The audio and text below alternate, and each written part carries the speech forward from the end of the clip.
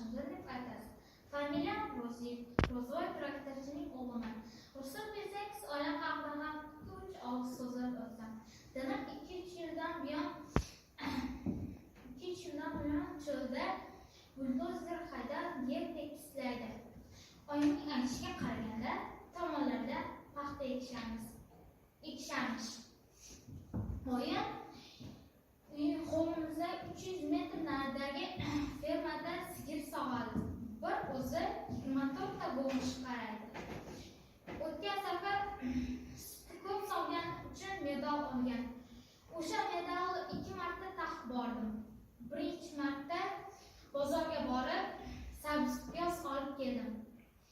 Ikkinchisiga maktabga borib taqib keldim. Direktorimiz chaqirib, rosa urishdi. Aytgancha, mening 2 ta singlim bor. Birinchisi Oysha. U hozir 4-sinfda o'qiydi. Sog'lom supurish, ishtoqlarni yuvish o'shaning bo'ynida.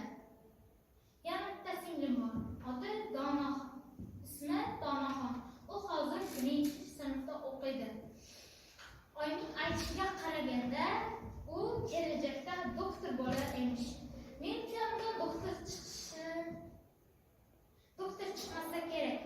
Chunki bir kun u oq xalat kiygan bufetchimizni doktor keldi, qo'l qiladi deb o'zini derazadan otibdi.